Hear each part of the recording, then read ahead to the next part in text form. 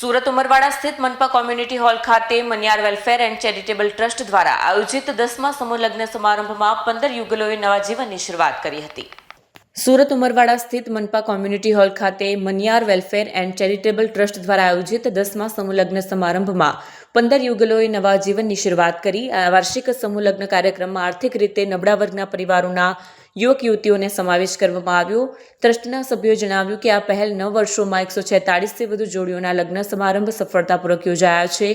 સમારંભમાં ઉપસ્થિત વિવિધ સમાજના આગેવાનોએ તમામ નવદંપતીને શુભેચ્છા અને આશીર્વાદ આપ્યા।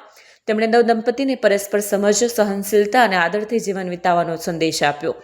ટ્રસ્ટના અધ્યક્ષ શ્રીએ કહ્યું કે આ કાર્યક્રમનો મુખ્ય હેતુ આર્થિક અભાવને કારણે લગ્નમાં અડચણ આવતા યુવક યુવતીઓને સહાય કરવાનો છે। અમે લગ્ન સંબંધિત મૂળભૂત ખર્ચ વહન કરીએ છીએ।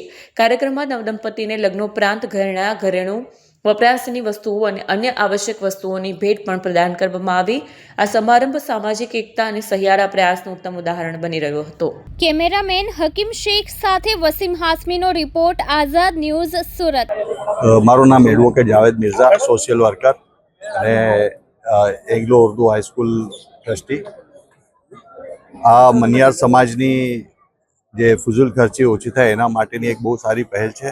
આ 10મો સમૂહ નિકાહ છે। ખાસ એમનો પર્પઝ એવું છે કે ગરીબ લોકો અને જે સામાન્ય લોકો છે એમના પર નિકાહનું ભારણ નહીં આવે અને ફુઝુલ ખર્ચીથી બચે।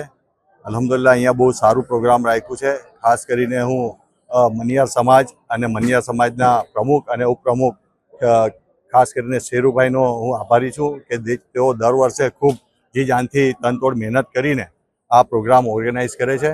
આનાથી સમાજમાં એક સારો મેસેજ જાય છે। મનિયાર સમાજ એક સુસંગઠિત સમાજ છે। કોઈ પણ વગર કામના ખર્ચ અને કોઈ પણ દૂષણોથી મુક્ત થઈને સુન્નત તરીકાથી નિકાહ થાય એ તેમનો ઉદ્દેશ છે અને અલ્હમ્દુલિલ્લાહ બહુ સારી રીતે એ લોકો આ કામ એમનું આ જે ટાસ્ક છે તે પૂરું કરે છે। હું એમનો ખૂબ ખૂબ આભારી છું। તેમણે મને ઇન્વાઇટ કર્યા અને હું સમાજને પણ શુભકામના પાઠવું છું કે દર વર્ષે આવા પ્રોગ્રામ ઓર્ગેનાઇઝ કરે અને સમાજમાં સારો દાખલો આપે। જી આપનું નામ? વિરલ દેસાઈ। વિરલભાઈ, આજે તમે મનિયાર સમાજના સમૂહ લગ્નમાં આવ્યા છો, કેવું લાગી રહ્યું? હા જી, મનિયાર વેલફેર ચેરિટેબલ ટ્રસ્ટના આ આયોજનમાં અને ખાસ કરીને એક્ટિવ ચેરિટેબલ ટ્રસ્ટ પણ એમની સાથે સહભાગી છે।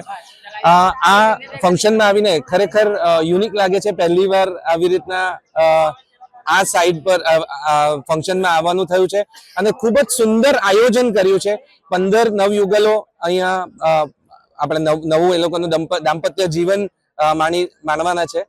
તો હું એ લોકોને અભિનંદન આપવા માંગુ છું અને ખરેખર ટ્રસ્ટના જે બધા વ્યક્તિઓ જે છે એ લોકોએ બહુ સરસ સુંદર કામ કર્યું છે અને મને બોલાવવા બદલ અને ચીફ ગેસ્ટ બનાવવા બદલ હું આભાર માનવા માંગુ છું।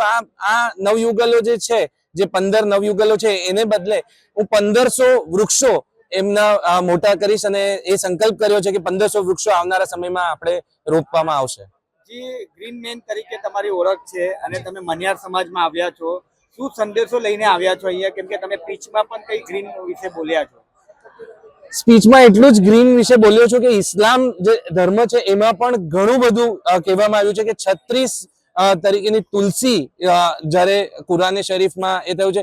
ઇસ્લામમાં એવી રીતે કહેવામાં આવ્યું છે કે સદકાથી માંડીને ઘણી બધી જગ્યાએ આપણે એમ કહીએ છીએ કે ખલીફા, તો એમાં પણ પર્યાવરણ સેનાની તરીકે એ લોકોને કરવામાં આવે છે। આવનારા સમયમાં અગર એમ કહે છે કે જજમેન્ટ ડે કહેવાય છે કે જે છેલ્લો દિવસ આપણે જ્યારે આવે છે તે વખતે પણ એમાં ખાસ કરીને એવું લખ્યું છે કે તમે છેલ્લે લગીન વૃક્ષો રોપતા હશો તો ચાલશે, વૃક્ષો રોપતા જશો તો ચાલશે। એટલો સુંદર એ લોકોએ આખી એ વસ્તુ કરી।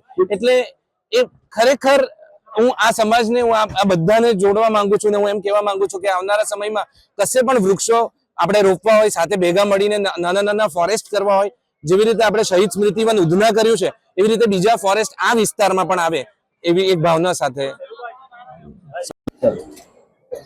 जी, आपका नाम? शेरखान पठान, मनियार समाज उप प्रमुख।